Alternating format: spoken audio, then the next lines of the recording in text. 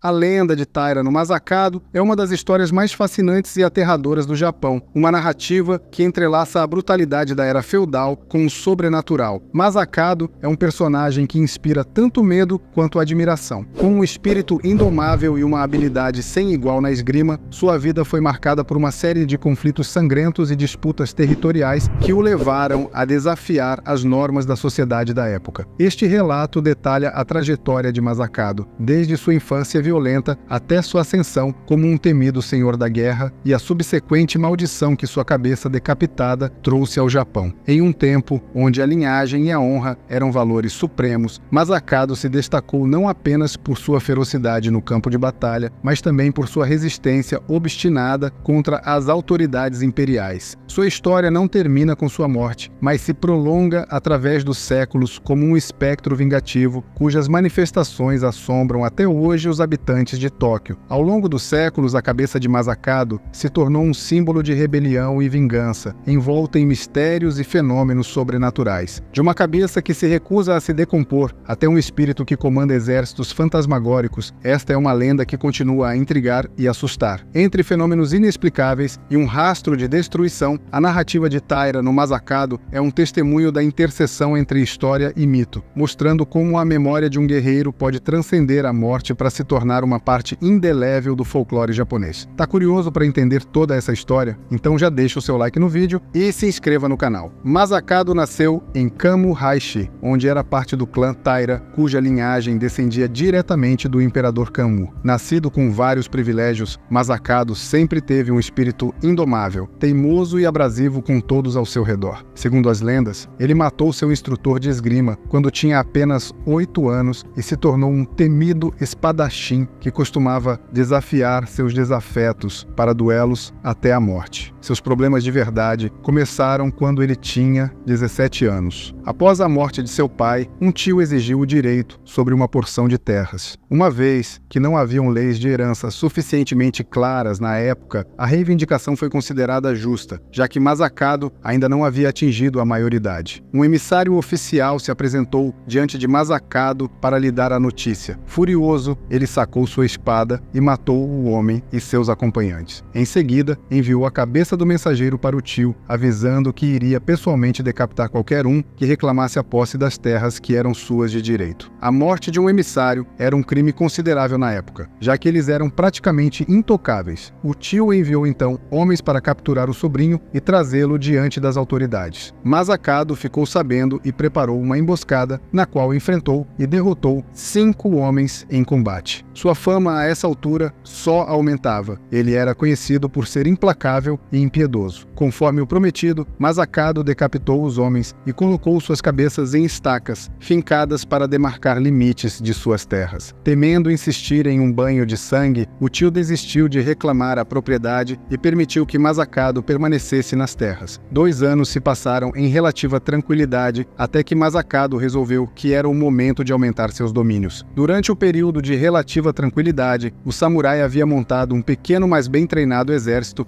e arquitetado detalhadamente uma invasão às terras de seu tio. A tropa comandada por Masakado adentrou as terras adjacentes, conquistando povoados, ateando fogo aos fortes e matando todos os soldados que encontrou. Qualquer um que se colocasse em seu caminho era morto e decapitado. Na brutal investida, ele queimou e destruiu vilarejos inteiros, mandando enforcar os camponeses que se negavam a aceitá-lo como novo senhor. A disputa foi levada ao imperador, mas Masakado foi capaz de evitar qualquer punição, invocando leis e tradições que ainda estavam em vigor. Quando a corte considerou que ele estava apenas reagindo a uma provocação prévia, a tentativa de assassinato sofrida, ele recebeu uma anistia direta do imperador Suzaku, um indulto para prosseguir em sua campanha. Finalmente, ele conseguiu conquistar as terras do tio que fugiu a tempo de não ser ele próprio decapitado. 3 primos de Masakado não tiveram a mesma sorte e perderam a cabeça. Mesmo no exílio, o tio conseguiu convencer alguns aliados que Masakado não pararia por aí e que havia a necessidade de reunir um exército. Ele estava certo, mas antes que o exército pudesse ser formado, Masakado cavalgou com seus homens para a província de Hitachi, onde o tio havia encontrado refúgio. Ele cercou o palácio do governante e demandou que o tio fosse entregue. Quando a ordem foi negada, ele mandou atear fogo ao palácio e matar todos em seu interior. Mas sua sede de conquista e de sangue não estava saciada. Nos 4 anos que se seguiram, ele anexou as terras de mais 8 senhores feudais rivais, todos eles vencidos no campo de batalha. Masakado costumava dizer que não tinha paciência para negociar tratados, e mesmo quando emissários se apresentavam com termos de rendição, ele ordenava o ataque. Embora os nobres da época condenassem suas ações, na prática não havia muito que pudesse ser feito. Masakado vinha de um clã importante e era praticamente imbatível, não tendo perdido, até então, uma única batalha. Para complicar ainda mais as coisas, Masakado passou a cultivar sua fama como guerreiro através de músicas e poesias que enalteciam suas façanhas. Tudo isso cativou os camponeses sob seu comando. Ainda que ele tratasse os súditos com inegável desdém e abuso de poder, os camponeses o viam como um líder admirável a quem deviam respeito e total devoção. Muitos o chamavam de grande daimyo, e já se falava que Masakado ambicionava um título ainda mais elevado. O governo, na época centrado na cidade de Kyoto, começou a se preocupar com o poder e influência cada vez maior do senhor feudal. Se com menos de 25 anos ele já havia conquistado tanto, o que poderia acontecer se ele prosseguisse em suas bem-sucedidas campanhas militares? O temor de que ele pudesse reclamar o trono imperial era bastante real, e se confirmou quando Masakado começou a fazer ousadas declarações nas quais aludia à sua herança real e ao fato dele ser um descendente direto do imperador Kammu. Em Kyoto, o imperador não recebeu bem as notícias de que Masakado contestava seu direito como regente do Japão. Masakado foi taxado como rebelde e traidor, e uma imensa recompensa foi oferecida para qualquer um que trouxesse sua cabeça. Um formidável exército, incluindo alguns dos parentes do próprio Masakado, que haviam sobrevivido às suas conquistas, foi mobilizado. Liderado pelo poderoso comandante Fujiwara no Hidesato, a tropa marchou a cavalo para a região de Kanto na fronteira dos domínios de Masakado. Em 940 d.C., o exército de Masakado se apresentou em um campo próximo a Shimosa, envergando uma bandeira imperial que declarava abertamente sua contestação ao poder. Masakado lutou bravamente, mas seus homens estavam em minoria de 5-1 e acabaram sofrendo sua primeira e única derrota. O corpo de Masakado foi encontrado entre os guerreiros tombados no massacre. Uma flecha havia atravessado sua cabeça e ele havia sido esmagado pelos cavalos. O estado do cadáver era tão ruim que as pessoas que o conheciam, trazidas para identificar seu corpo, tiveram dificuldade em concordar que era de fato ele. Por fim, uma de suas concubinas acabou confirmando a identidade. O comandante Fujiwara decapitou o senhor da guerra pessoalmente e levou o troféu da vitória para a apreciação do imperador em Kyoto. É a partir desse ponto que a história começa a ficar estranha e entra de vez no reino do sobrenatural. A cabeça decapitada de Masakado, de fato, foi levada até Kyoto, mas logo se percebeu que havia algo errado com ela. Ela não se decompunha. A carne continuava presa ao crânio, os olhos estranhamente vivos pareciam queimar com uma furiosa centelha e os dentes pareciam ranger com um ódio incontido. A cabeça não exalava o inevitável fedor da corrupção e sequer atraia moscas como seria de se esperar. Após inspecionar o troféu, o imperador ordenou que a cabeça fosse colocada sobre o portão do palácio para que todos pudessem ver o que acontecia com aqueles que desafiavam sua autoridade. Com o passar dos dias, as pessoas percebiam que a cabeça continuava igual. Meses se passaram e a cabeça de Masakado continuava como no dia em que havia sido separada de seu corpo. Para alguns, a expressão até chegou a se alterar. A face havia assumido uma expressão de desdém e os olhos pareciam mais desafiadores do que antes. Aldeões que passavam pelo portão olhavam para o outro lado, temendo os olhos frios do samurai. Foi nesse momento que os rumores realmente macabros tiveram início. A cabeça de Masakado supostamente falava. Toda noite, a cabeça decapitada gritava ordens de comando e praguejava com supostos guerreiros. Alguns diziam que ele jurava vingança. Certa noite, um grupo teria visto um brilho fantasmagórico e de repente a cabeça simplesmente se soltou do portão e flutuou no ar, desaparecendo, deixando para trás uma gargalhada triunfante. Segundo a lenda, a cabeça foi encontrada posteriormente em uma vila de pescadores chamada Shibazaki, em um lugar até hoje chamado Masakado no Kubizuka, ou o Monte da Cabeça de Masakado. Os pescadores limparam a cabeça e a enterraram no sopé do monte. Lá construíram um pequeno templo para que ela tivesse descanso. Mas o fantasma de Masakado tinha outros planos e descansar não era um deles. Não muito tempo depois da cabeça ser enterrada sob o templo, o lugar começou a ser assombrado por estranhos estranhos fenômenos. Violentos tremores de terra, a presença de cães selvagens e a visão de luzes espectrais se tornaram constantes. Além disso, a própria cabeça do samurai começou a ser vista, aterrorizando os habitantes locais. Ela surgia flutuando no ar, gargalhando e deixando um rastro de sangue. Os camponeses, preocupados com todas essas manifestações, rezaram para tranquilizar o espírito. Construíram um monumento e uma lápide em honra do guerreiro. Um grupo de monges da ordem Sengai tomava conta do lugar e rezava toda semana para apaziguar a raiva do samurai, e aparentemente as coisas se acalmaram por um tempo. Alguns anos depois, a ordem religiosa foi expulsa da região e com sua partida, o verdadeiro horror teve início. A cabeça era vista frequentemente por pessoas que passavam pelo lugar à noite. Ela flutuava e gritava ordens de comando, perseguia e tentava morder as pessoas, e de seus olhos irradiava uma luz esverdeada. A seguir, a epidemia de uma estranha doença se alastrou pela região e as pessoas sofriam de uma febre que as levava ao delírio, no qual alucinavam com combates e morte. Ouviam o galope de cavalos, brados de guerra e os murmúrios dos feridos. No auge da febre, se erguiam da cama e tinham de ser contidos para não ferir a si mesmos e a quem tentava detê-los. Desejavam lutar com um ardor incontrolável pela violência e brutalidade. Mordiam, cuspiam e gritavam sem controle. Um pai teria estrangulado a filha. Um marido esfaqueou a mulher. Uma viúva se lançou de uma ribanceira após investir contra inimigos invisíveis. Por volta de 1300, uma terrível praga se abateu sobre Edo, causando milhares de mortes, todas elas atribuídas ao espírito vingativo de Masakado. Os monges Sengai foram chamados para tranquilizar o espírito novamente e o túmulo foi aberto. A cabeça, depositada em um barril, e foi levada para o mosteiro de Kanda-myojin, onde havia um importante templo. Os religiosos sepultaram a cabeça novamente com todas as honras de um grande senhor, mas embora as histórias sobre as visões fantasmagóricas tenham diminuído, ainda se ouvia rumores sobre coisas extraordinárias acontecendo. Com o tempo, o templo se tornou um lugar de visitação, com muitos atribuindo a Masakado um status semidivino. Em 1874, o imperador Meiji visitou o templo e declarou que era inaceitável que um conhecido traidor como Masakado recebesse tamanha honraria. Os Meiji eram parentes do governante que havia ordenado a morte do samurai rebelde. O imperador ordenou que as homenagens dispensadas ao templo e ao ilustre samurai fossem revogadas de uma vez por todas. Os monges acataram a ordem e pararam de incentivar a peregrinação e as visitas. O desastre retornou em 1923, quando o grande terremoto de Kanto atingiu a região,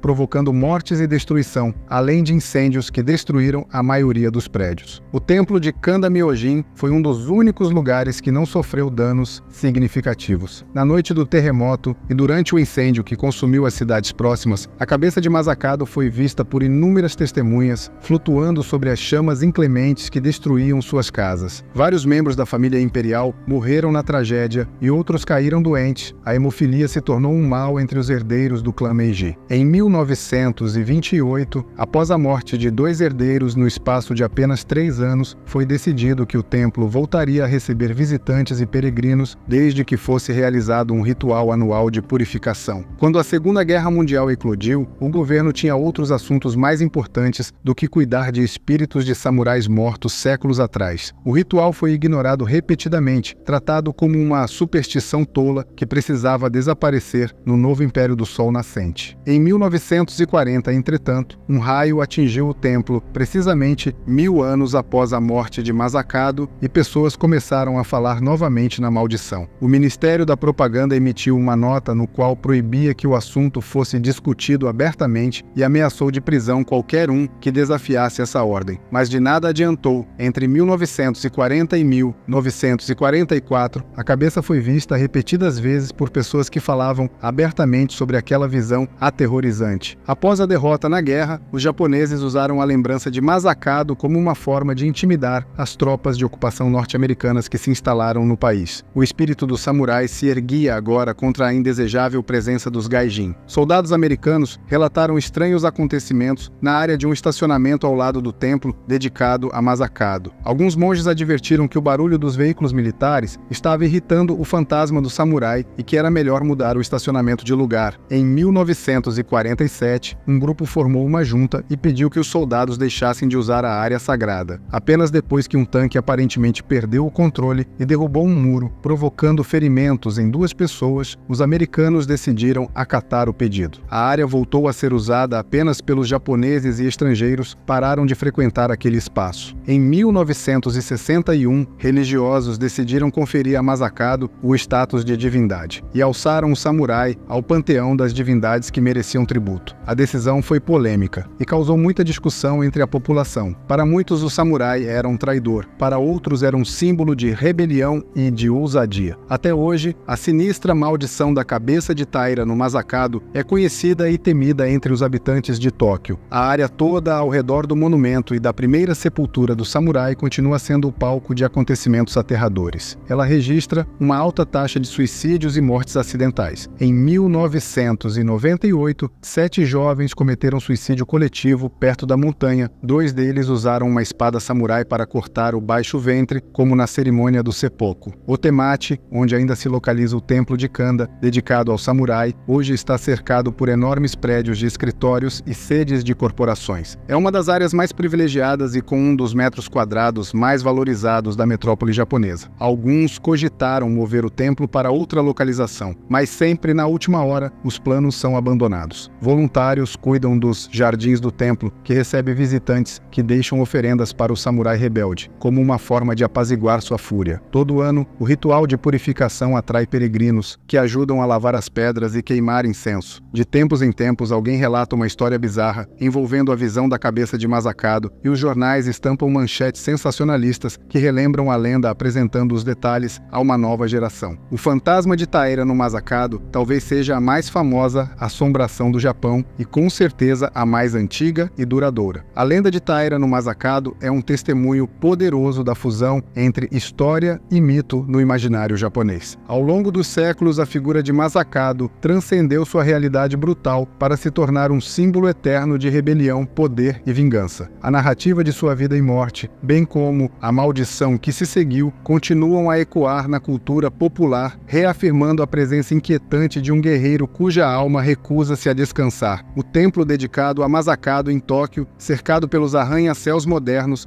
permanece como um lembrete tangível do passado tumultuado do Japão. As oferendas e rituais de purificação realizados anualmente são esforços contínuos para apaziguar um espírito que muitos acreditam ainda assombrar a cidade. Mesmo com a modernidade e o ceticismo crescente, a história de Masakado resiste, encontrando novas gerações de curiosos e crentes. Em um país onde a tradição e o sobrenatural se entrelaçam profundamente com a vida cotidiana, a lenda de Taira no Masakado serve como um fascinante exemplo do poder duradouro das histórias. Já conhecia essa macabra lenda japonesa? Deixa sua resposta nos comentários. Se gostou desse vídeo, já deixa o seu like e se inscreva no canal. Dessa forma você sempre receberá notificações de novos vídeos. Até a próxima!